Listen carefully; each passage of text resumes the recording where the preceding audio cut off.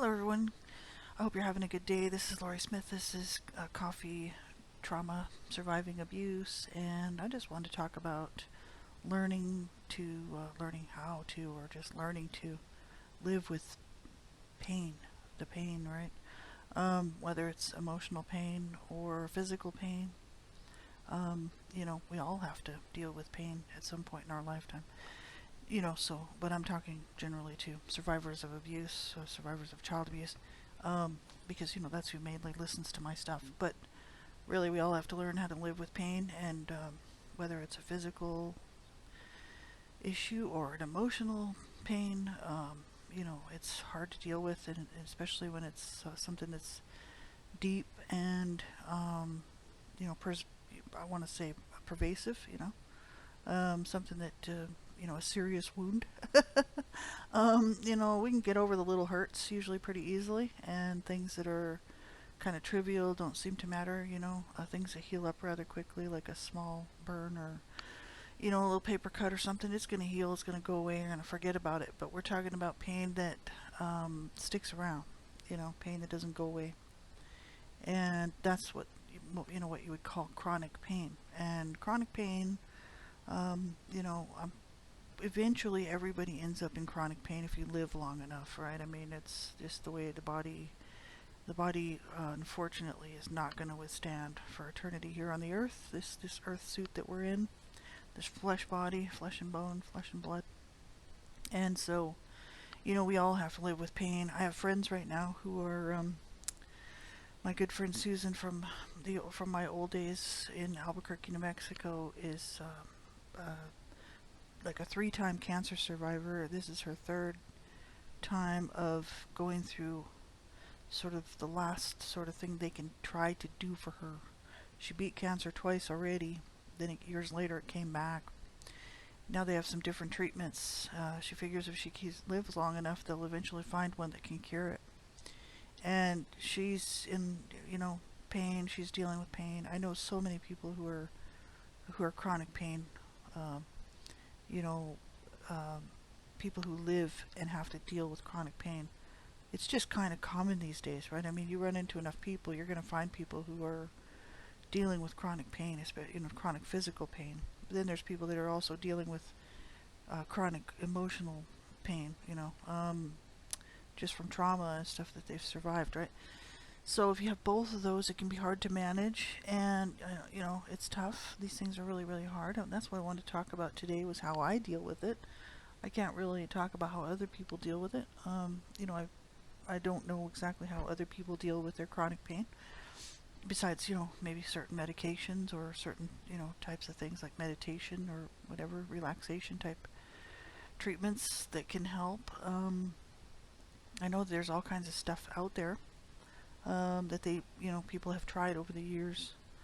A lot of people just medicate using drugs as it's easier, and it seems to be more available. It's just go to your doctor, and if you have a doctor that'll prescribe drugs, you'll get them. Most of the doctors here where I live are try not to do that because there's such a huge drug problem that people are on the streets, dying from fentanyl poisoning, overdosing, and horrible stuff like that. My husband was living with chronic pain, and when he was alive, he was in horrible pain. He was on max morphine. They said the morphine that he was on was enough to kill 24 horses. That's how much he was taking every day. Every day he would take enough morphine that would kill 24 horses. That's insane. But his body had gotten so used to using that amount of morphine because, it always needs more. That's the problem with that stuff. He was at the max before it would kill him. And eventually, I gave him the last shot of morphine, which did kill him. But he lived like that for years. And I used to watch him, try to deal with his pain, try to help him. Mainly I gave him his space. And, people that are in pain, great physical pain, great emotional pain, generally, if they're not calling out for a helping hand, you got to give them space, to be able to deal with this stuff. so that they can deal with it, right? It's tough, right? Because I know people want to help, but a lot of times you can't help. You can't really help. It's better just to let them have their space, right? Um, when he wanted help, he would let me know. Otherwise, I just generally left him alone because he was dealing with such horrible pain. And I'm kind of getting to that point. Like, I'm not, using drugs or anything like that, and I'm trying to push that off as long as I can. But I'll just talk about my physical pain right now, just to start this conversation out. Like I was just walking around here this morning thinking, I'm getting closer and closer to where I'm going to have to start reaching out for some type of pain meds, right? I kind of wanted to push that off because I don't want to be doped up and just sleeping all the time. But I find that I'm not working right now. I'm off because I was fired from my job at the end of February, and it was a crappy little job anyway. But now I'm not working. I'm just hanging out. I'm in a lot of pain physically, and my main problem is just broken bones and osteoarthritis from these broken bones and trauma to my body. And I mean, anybody who's listened to my stuff knows a lot of it's from childhood. Some is from car accidents and things like that, and and some of it's just wear and tear, right? And because I'm almost 60 now, and I've had a lot of wear and tear on my body, I worked hard pretty much my whole life. I always worked 2 or 3 jobs. Sometimes I just work one job, but usually I had 2 and sometimes 3. And some of them physical jobs, some of them sedentary jobs. But the overall wear and tear on my body, and just these injuries that have plagued me from the beginning, which was my dad yanked my leg and rotated my hip in its socket when I was about 6. And they never took me to the doctor because they were already busted on child abuse charges, so they couldn't take me to the doctor because then they'd be busted again. So they just left it, and my muscles grew around my leg wrong, and my hip was in the socket, completely turned around wrong. And it finally gave out when I was 39 years old actually. And I had to go to the chiropractor. They did x-rays on my hips and stuff, and they said, the damage to your hips is unbelievable. Like, this is like old, like, because they can tell by looking at x-rays what's new, what's old. And they were like, this is what happened. And I told them, a little bit about what was going on. I actually disclosed the abuse, and I just told him, I said, that was an injury from a long time ago when I was about 6. And he's like, yeah, it's like your muscles completely grew around the wrong way around your leg, and now when I fix this hip, when I put it back into place, we're going to have to train it. It's going to take years to train this hip to stay in the proper way. So I talked about this before in one of my series that belongs to the Born in Hell series, and it's the video that got 77,000 views or something. I don't know. A lot of people watched it. Just dealing about the physical damage done to my body, but the thing is it's that hip and also the other hip are both gone. Like they're shot. I can't really do any more chiropractor work on it. I went for 5 years, and he did get me walking again. I literally couldn't walk. I was crippled. I was like unable to walk, and I was either going to do chiropractor or surgery, and I opted for chiropractor because the surgery for hip replacement, they only last about 3 years. Then you have to keep having surgery, or end up in a wheelchair. And I wanted to keep walking as long as I could, and that I made the right decision because I'm still walking. I'm not in a wheelchair yet, and it's I haven't had to have all these extra surgeries, which I was told not to have when I was 18. And so it's been tough, right? And it's not like I mean, I'm not sitting there going, "Wah wah, poor me." What I'm doing is just letting people know, like, to live and deal with pain, physical pain, on a level where it bothers you when you're sitting, it bothers you when you're standing, it bothers me when I'm laying down. The pain in my body is it's continual, steady, chronic pain, right? So even like from my ribs and stuff like that, when I lay down, like I can't lay down for more than like 6 hours because I'll just be in too much pain. So I can't sleep longer than like 5, 6 hours because it's just too painful. And so sleeping is hard. Being awake is hard. And I noticed that about my husband when he was passing away. Everything was hard for him. Laying down was hard for him. Standing, well, he couldn't really stand up very, very long, but he was in a wheelchair mostly. But he could still stand on his legs, but he couldn't do really any walking. Um, and he was just such bad shape, poor guy. But he was just in pain, and no matter what he did, right? That's why he was on max morphine. I'm starting to kind of get to that, to that point. It's getting closer and closer. And that's kind of the end stage of your life. I mean, it's like, you have to kind of look at these things realistically. I'm almost 60. The doctors told me I'd be in a wheelchair by 50. And this is when I was 18. They said, you'll be in a wheelchair by the time you're 50, and don't have a bunch of extra surgeries because your heart's not going to take it, and your body is really screwed up. And how it got to be this screwed up by the time you're 18, before this car accident, is obviously it's either abuse or you were really clumsy, right?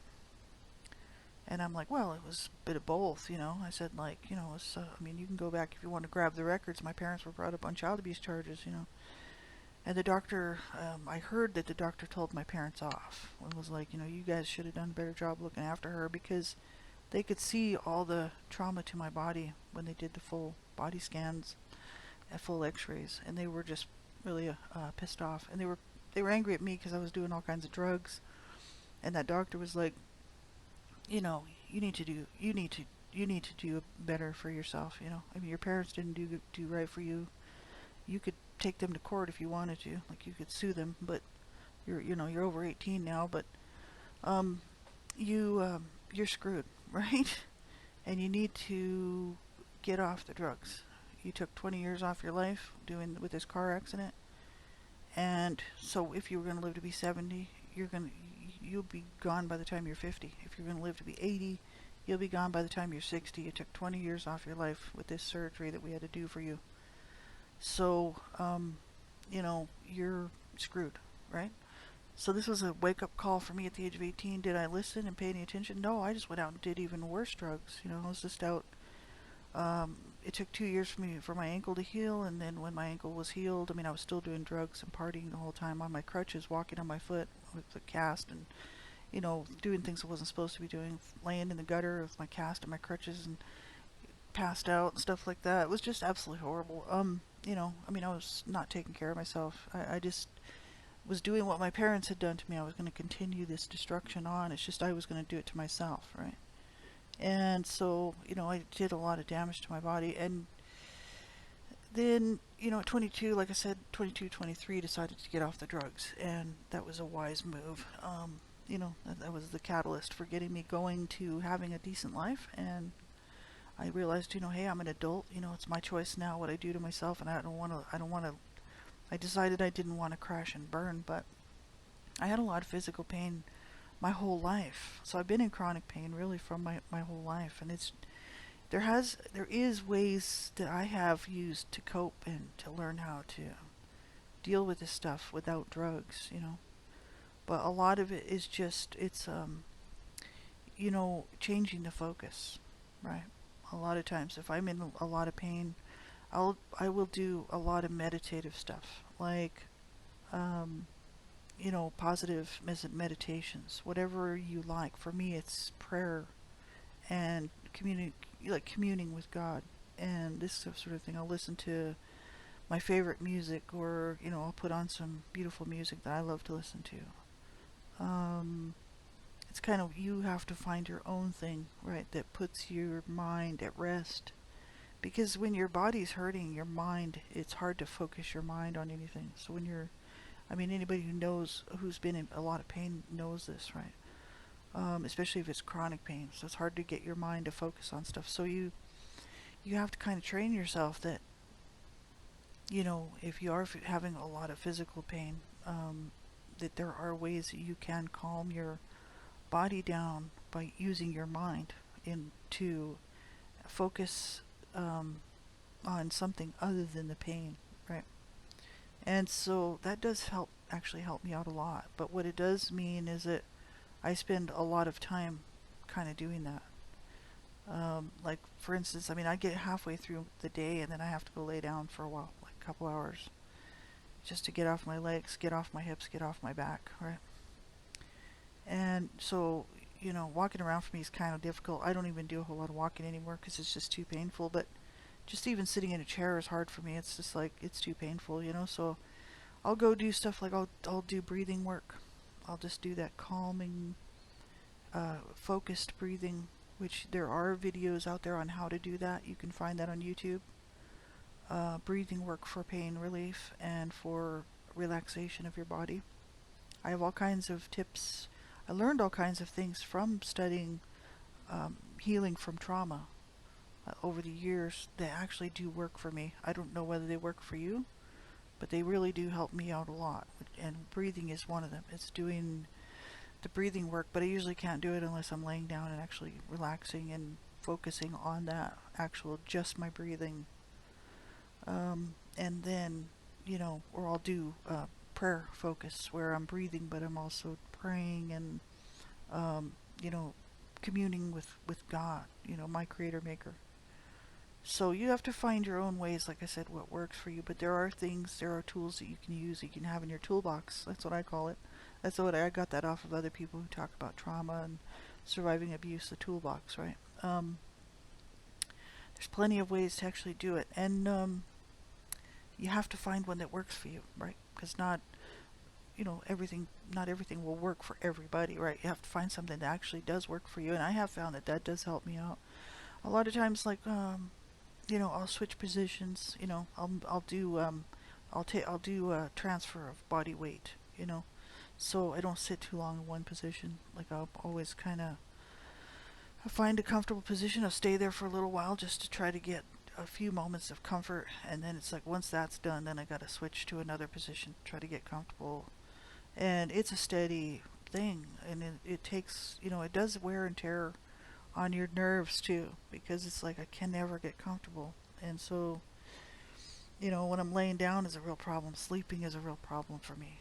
Sleeping is a nightmare for me, but I've always had a problem sleeping. We never slept when I was growing up. It just wasn't, the thing to do. We did sleep a little bit, obviously, but it was very much sporadic and broken up, and there's always fights between my parents in the middle of the night, and my dad was always trying to attack my mother and rape her in the middle of the night, so, we always had to keep an ear out for him. And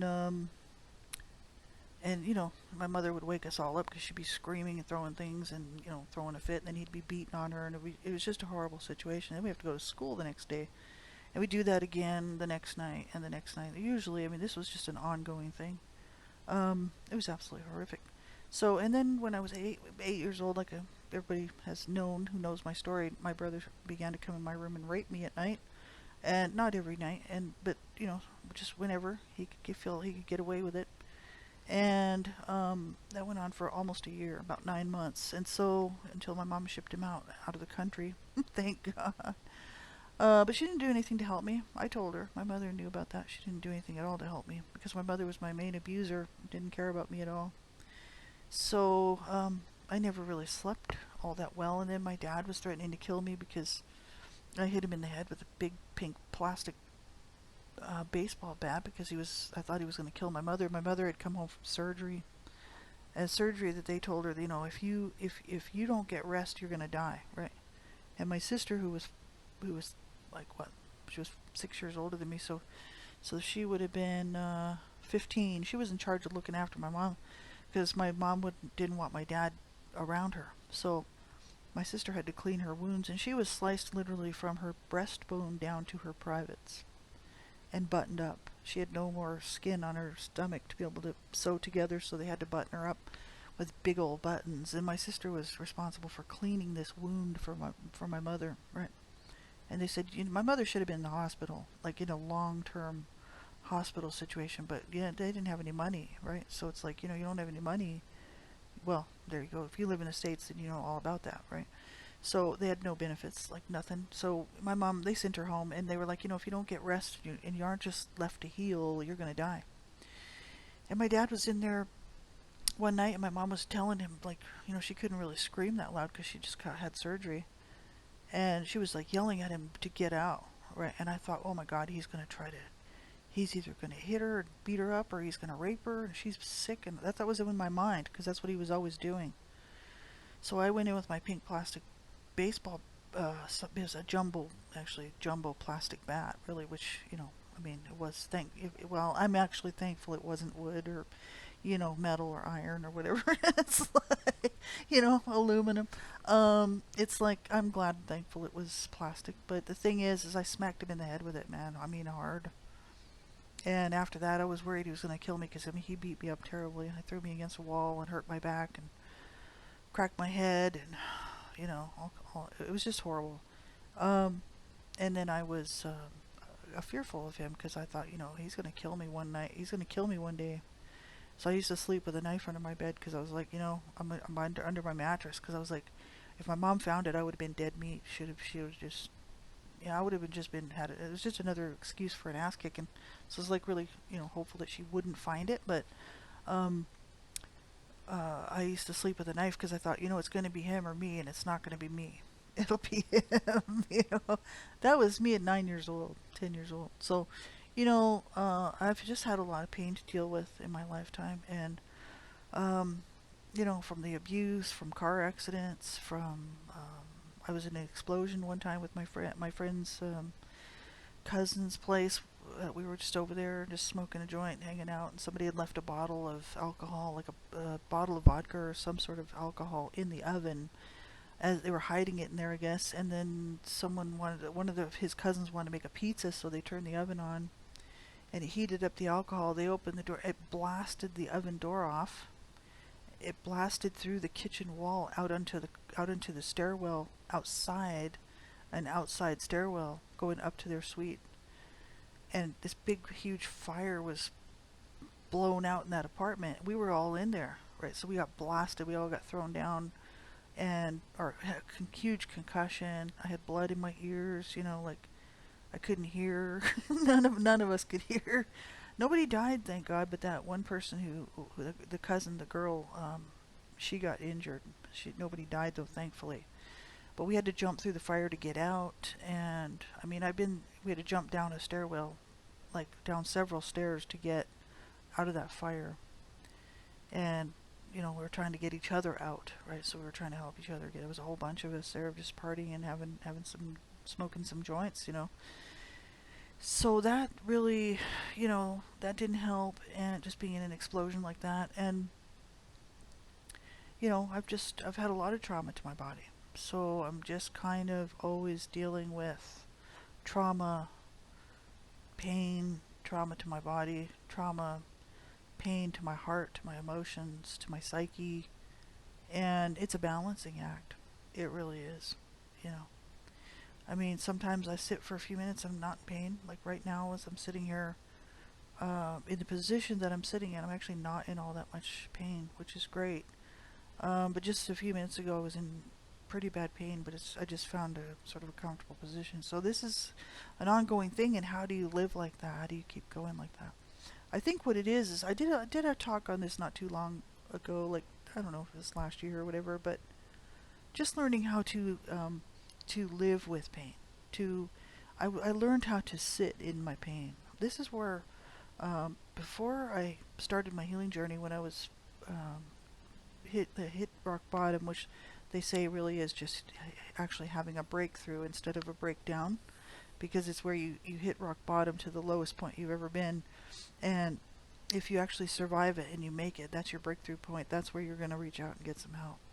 And that's what happened to me. I mean, I couldn't do it anymore. I was in so much pain. This was after I had been going to the chiropractor for like 4 years. Um, Actually, it was 3.5, like 39, 40, 41, 42. Yeah, it was almost 4 years of going to the chiropractor. I was in so much pain, knowing what this abuse, what this wounding is came from, is the abuse, and also my own, terrible choices of, um, you know, wrecking cars and just not taking care of myself. And these car accidents weren't on purpose. It just happened because careless. crazy maniac driving, well, they weren't all mine. Like, I was in other people's car accidents too that was terrible. So it wasn't just me. And mine just happened to be horrific. But my friend's was also pretty bad, and that where I was in her car, so in her truck. So it's kind of like, things happen, right? It's just the way it is. But I was sitting there, and all this pain, this physical pain that I was going through, as well as the emotional pain, I didn't know how to deal with it. I had no coping skills, no coping mechanisms, and it would always roll around and haunt me at some point. And I'd always want to end my life because I was like, I can't take this pain anymore. How long can I take this pain? Because I had all this untreated woundedness, like, you know, just the physical damage is done. There's not much we can do about that. All I can do is kind of take care of myself going forward, right? The emotional pain is what was untreated, and I seriously needed to work on that, you know. And I started after the age of 42 when I decided to live and stop trying to kill myself, and stop wanting to give up on the situation and actually get some help. Um, things start to get better, right? Physically, things are not getting better; they're always getting worse because I'm getting older, and as I get older, things are always getting worse physically. But that's the way life is, right? That's the way it is. Emotionally, things are getting better because I've learned how to create boundaries. I've created boundaries for myself. I created boundaries of what I will allow in my life, what I won't, so I don't allow abusive people around me. I'm not a doormat, so I don't let people take advantage of me, but I never actually used to be, I've never been a person to let people just kind of walk on me or, uh, you know, try to sort of take advantage of me because it just doesn't work for me. You know what I mean? Because I don't do that to other people, so I don't appreciate it when people do that to me. But I've got boundaries, and I know and they're set, they're firm, and I'm very comfortable with them. I make my decisions, I make choices in this life. I have to ultimately live with them. People that don't personally, see me on the day to day, don't know how hard it is, for me to do the day to day. And so they just assume all sorts of things, right? And assuming is just a bad idea, right? Um, you know, I'm doing the best I can with what I have, and I'm coping the best that I can. And I always reach out for resources. So, people would say, well, this, or you haven't done that, and you haven't done this. And it's like, I'm just not in a rush. There's no sense in rushing around being in a panic over anything, right? It's like, I'm just dealing with life as it comes, and doing the best I can. And, you know, at the end of the day, I have to be okay with my life. It's my life, right? And that's where I've really learned how to be able to manage the pain. At some point, I'm going to have to do the heavy drugs, and end up at some point hospitalized, probably. You know what I mean? I'm trying to avoid that. I'm trying to do normal life, as long as I can. I don't I don't want to spend time in the hospital. I'm not one of these people that runs to the hospital for every little thing. I really don't. Like, I don't want to see doctors. I want to do my life. I don't want somebody dictating what I'm going to be doing for the day. Whereas, if you're in the hospital setting, they always dictate your day. And I'm in charge of my life. This is my life, so I have to learn how to live as independent as I can. And so, I do on purpose live as independent as I can. So in other words, I'm not dependent on anybody. I'm very much dependent on God. That's my God, my creator maker. And he's my source. You want to call him he, she, whatever you want to call him. God, the creator maker, is my source for everything. For comfort, for provision, for everything, right? So you can listen to my biblical stuff if you're into listening to what I have to say about that. But the issue is that I'm very much independent. I don't want to rely on people, you know. First of all, I could never ever trust anybody growing up. I couldn't trust my mother. I couldn't trust my dad. I couldn't trust my siblings. I still can't trust my one sister who's still alive. I can't trust my family, right? No, there's no trust there. I don't trust people. I really don't. So because I don't trust people, I've had to do everything myself, right? And it's been sort of a hard road because I'm missing information. I'm missing, I don't have that parental information. I don't have the grandparent information. I don't have any of the older people who hopefully would have provided some information for me to help me to get through this life. I don't have any of that. Abused children are generally lacking that. That it's really difficult to get through life without that. And so I've had to do this on my own, and what I do is at the end of the day I pat myself on the back and I give myself a thumbs up, and I'm like, you know what? I have really kicked ass for somebody that didn't have a hope in hell of making it. And so, we have to applaud our accomplishments. Like, for somebody else, they may be looking at your life and they may be judging you completely incorrectly. There's many people who will judge my life who are married, who have never been on their own, who've never had to do anything on their own. And they would say, that my life sucks. They would look at my life and think that I have a lesser than life. And that's just not the case, Yeah, I mean, it hasn't been all that, great at times. But one thing's for sure is I stand on my own 2 feet. And I do life the way I want to do it. I do my thing, you know? And I don't allow people to walk all over me and to make my choices for me. I make my choices. And I really enjoy life. Like today I spent, 4 hours of my morning in the book of Isaiah. I'm studying the book of Isaiah. And I always study the Bible. I'm always in Bible studies. And I actually was working on it, and I still could finish my Bachelor of Ministry, which is really just a Bachelor of Biblical Studies. But it's not so much about the piece of paper that says, oh, I got a degree. I've got an associate's degree with honors in biblical studies.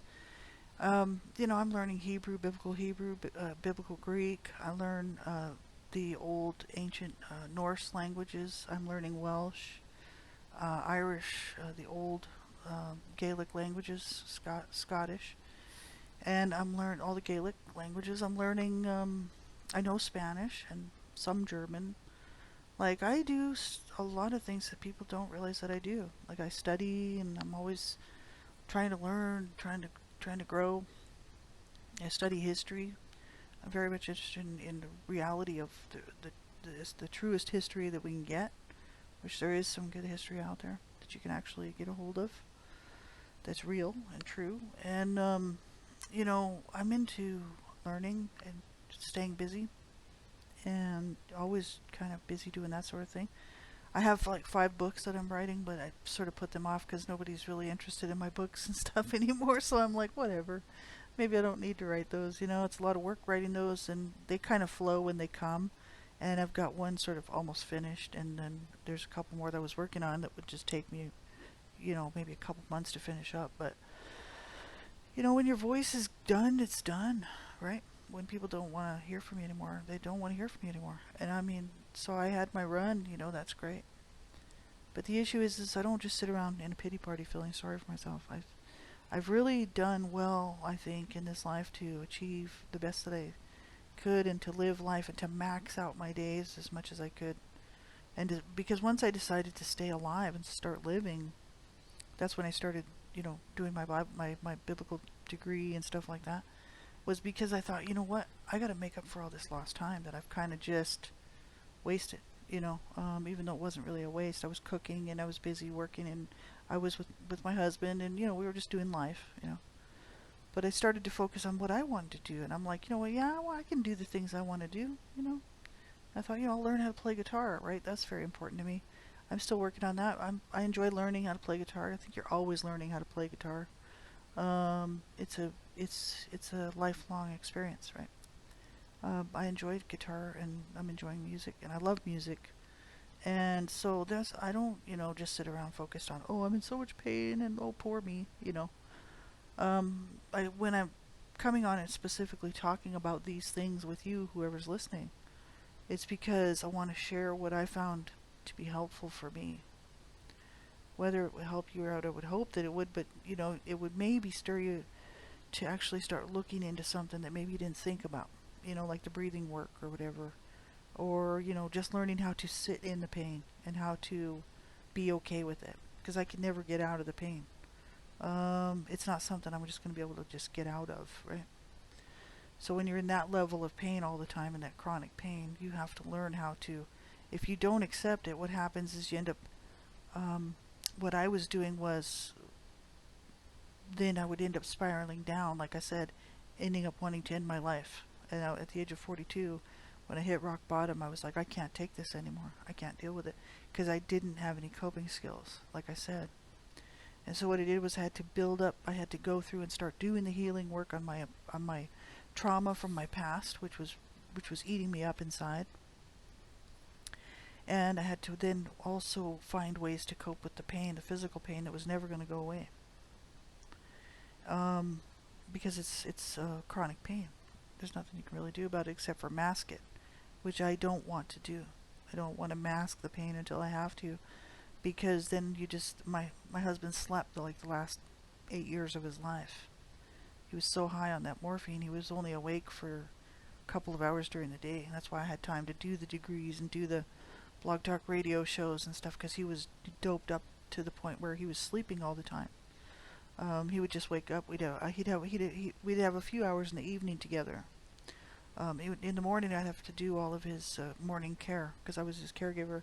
So we'd have his bath, and we'd get him, cleaned up and in a new gown and new sheets and all this. And I was working too while I was doing all of this, right? So it's very busy, and I was glad to do it for him because he's my husband. He was the love of my life, and he will always be the love of my life. I love that man, and I always will. He's a beautiful soul. And and then he would go back. He would go to sleep. He'd have a little breakfast, and then he would be sleeping for the whole day. And then usually around 5 o'clock or so, when I'd have supper ready, about 5, 6 o'clock, and we'd do his second cleaning for his dressings and stuff that I had to take care of, and then and a little night wash or whatever, and then he would have supper. And then before he went to bed, usually one just final little cleanup for bed, and then he'd go to bed for the night. And so I had a lot of time on my own, while he was sleeping, to do the things that I wanted to do.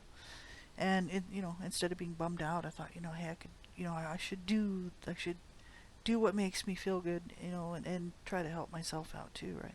Because I had already been doing a lot of the healing work of my healing journey through this whole thing. It had started to have some coping skills. So I'm saying, so you have to build up a toolbox full of these little things that will help you to get through the hard days, the things that will help you to get through those times when you can't cope, when you're having a flashback, when you're having, issues where you can't get grounded. There are many, many things that can help you out, and there's all sorts of grounding tips, all sorts of things to help you with breathing work, to help you to calm down in an anxiety situation or whatever, or a PTSD situation.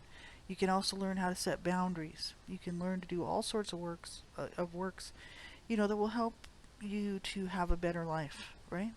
And take control of your life and take charge of your life. There's ways to do it. So, you have to just look for what works for you, what will help you out, right? And, just by trying these things, that's how I did it. I just started trying these things that they suggested, and realized that a lot of them do work. Some of them didn't work so well for me, but others did. And I was like, wow, that's great. I'm going to remember that. So I had a little toolbox. I kept all this stuff in.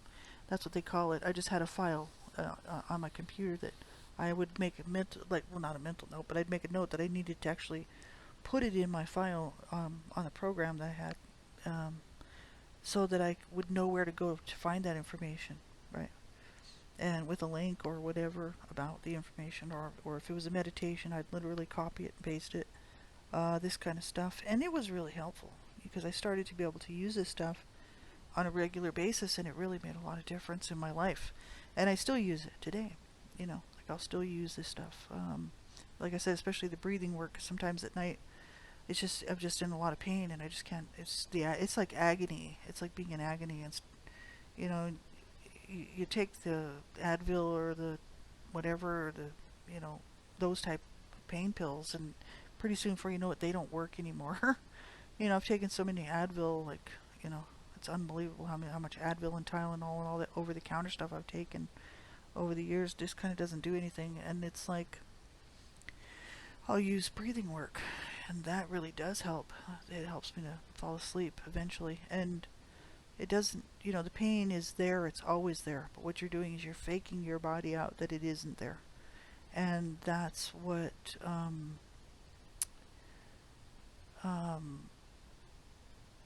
it's really quite interesting how it works, right? Like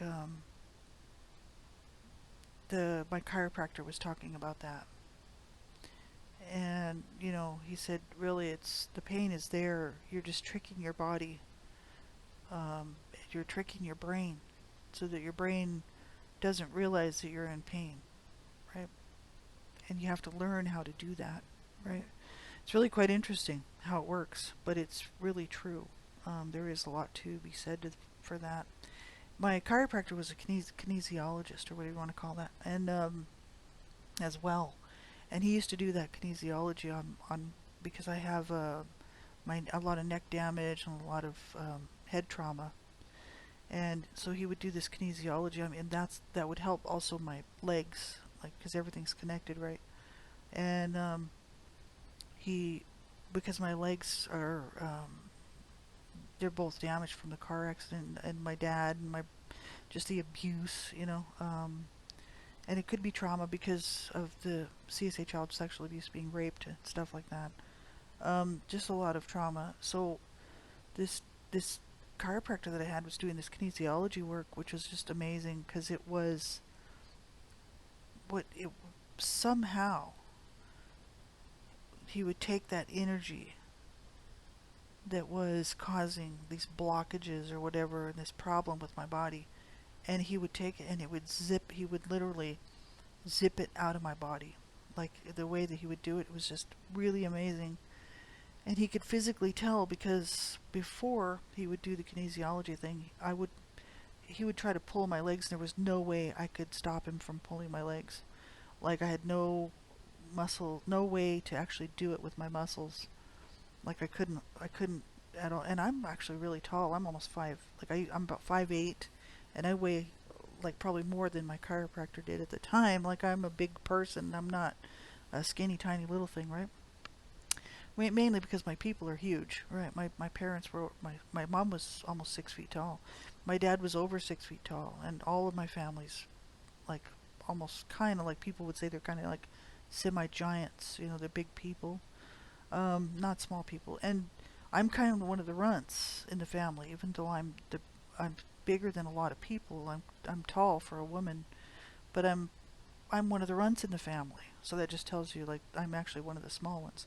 Um, and I was bigger than my chiropractor, right? But the thing is he couldn't. He at that when my legs would do that, I couldn't hold my legs. He would just pull them right out from under me. Laying down, he would just pull them. I couldn't hold them. So he would do this kinesiology thing, and as soon as he'd do that work, then he'd try that thing again where he'd try to pull my legs, and there's no way he could pull them. Like all the strength was back in my legs, in the muscles. Unbelievable. Like, uh, there is a lot to be said for kinesiology and chiropractor stuff, but I had a good one. And I know people that have had horrible chiropractors that have ruined their bodies, but I actually had a really good one who knew what he was doing. But he was an old guy.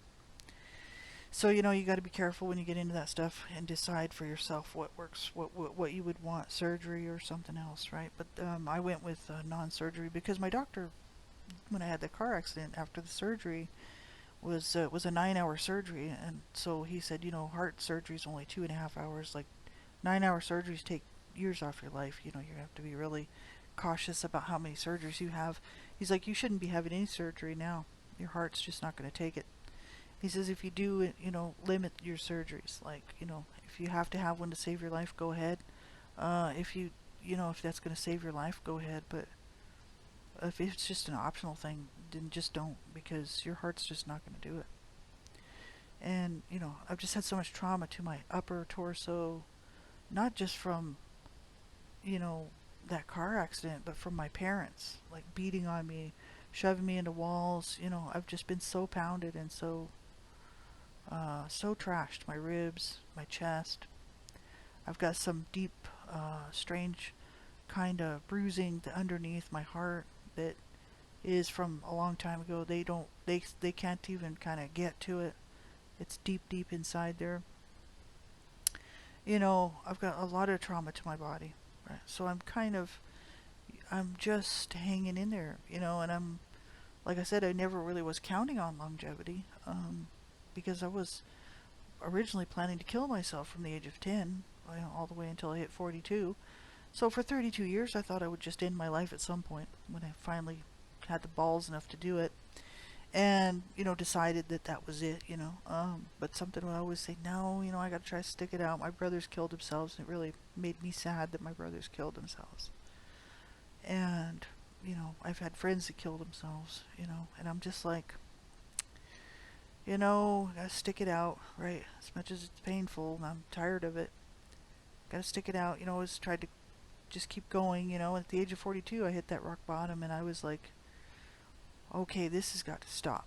This has got to stop. Because I got to the point, I was going to do it, and I'm like, that's the closest I've come, and I'm like, even though I was at the Grand Canyon, sitting there with my foot on the brake, actually just waiting to see if I was going to step on the gas to go over the Grand Canyon, because I lived there for a year with my car, and I would sit there in my car, and I would just be like, all I have to do is push on the gas pedal, and I'm over the edge and gone.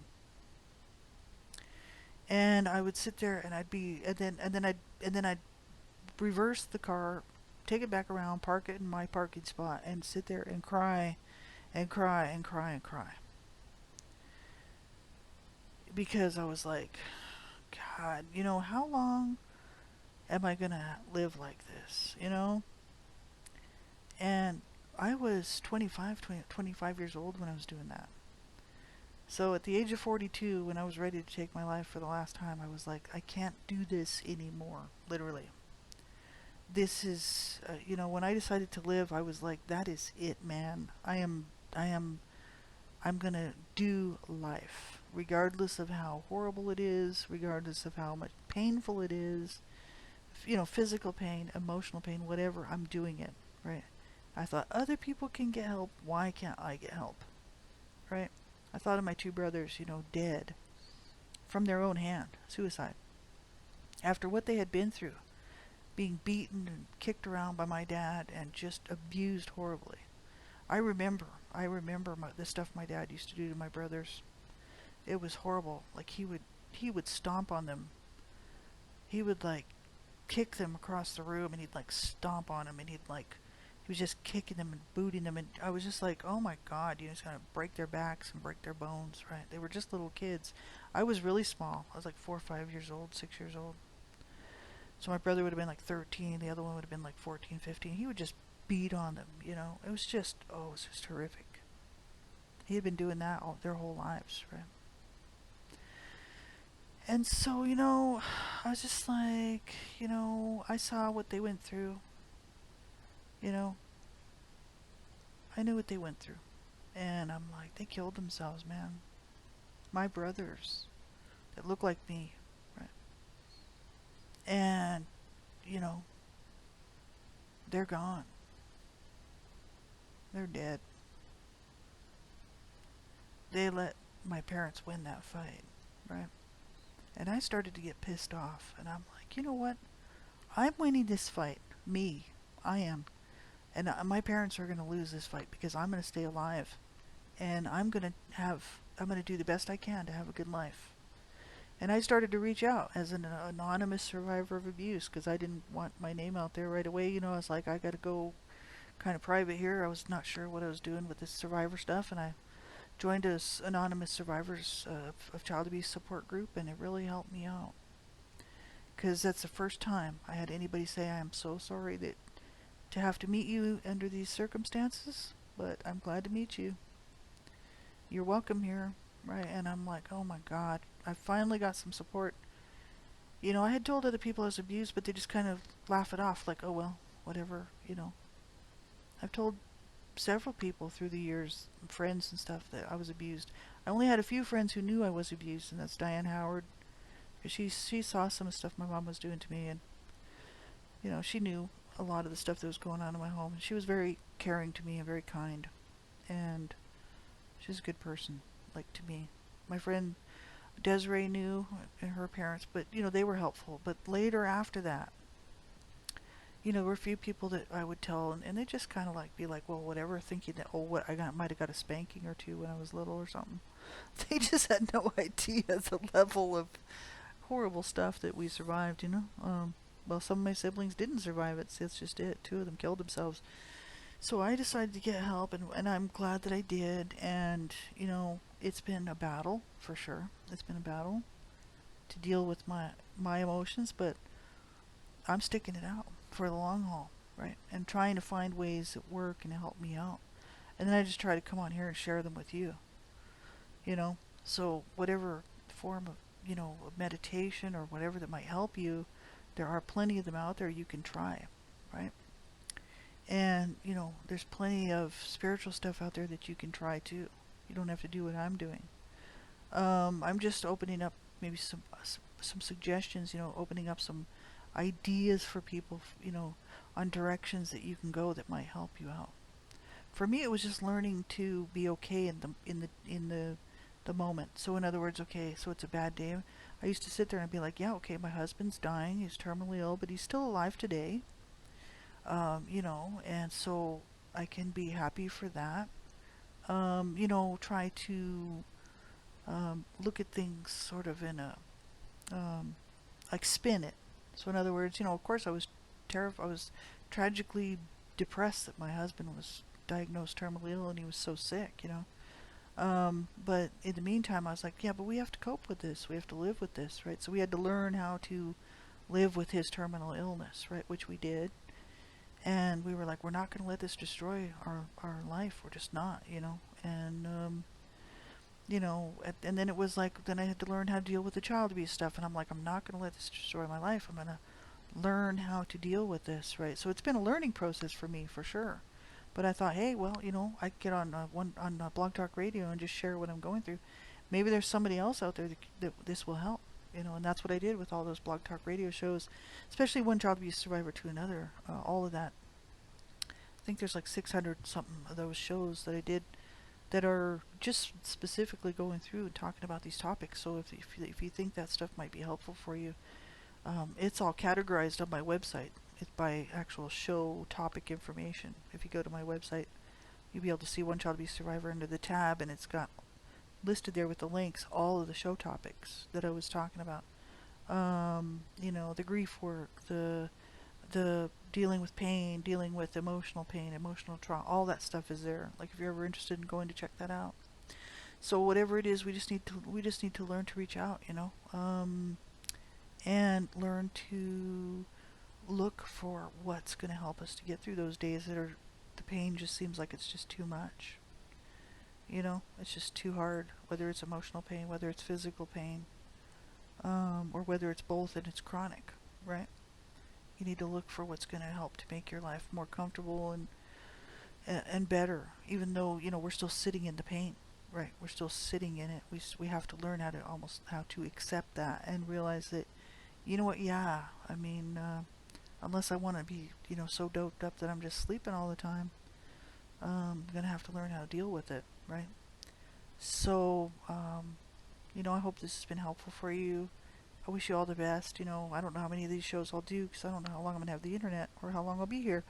But you never know. I usually come on when I think I have something relevant to talk about, and I wish you all the best, Like, I hope that you will find help. If you need resources, you can always contact me. Sometimes I have people contact me to ask for help looking for certain resources or what helped me, what resources I've used, this sort of thing, because I do keep all that. I try to keep most of it. I know where I got it, right? What programs were helpful for me, this kind of thing. And I just wish you all the best. I wish you a wonderful day. It's Monday. Today I'm going to, what am I doing? Oh, I'm working on a huge, massive Bible study is what I'm doing. But I'm also doing guitar practice as well. So I'll be doing some of that, but it hurts my shoulder because I broke my shoulder, so my shoulder is now part of the problem of pain and trauma to my body. So, but it's healing, and it's a slow healing. I got 6 months to go before it's healed, but or 5.5 or whatever. But it's healing, and it's just a slow process. Like they said, it's going to take a year for the bones to fully mend. So they said, you can practice your guitar, but you just have to be careful what you're doing.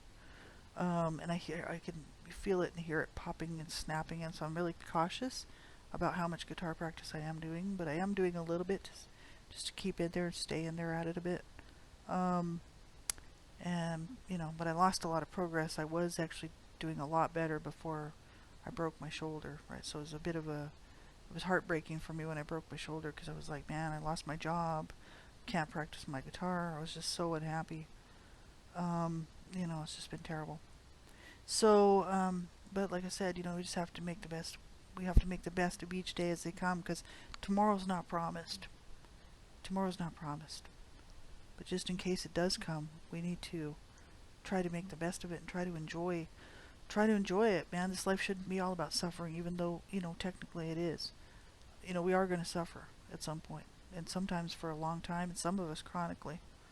So that's what I'm telling you. You have to find what works for you to help you so you can have a good life, right? So you can find some enjoyment in this life, right? So take care, everybody. I just wish you all the best. Have a good day.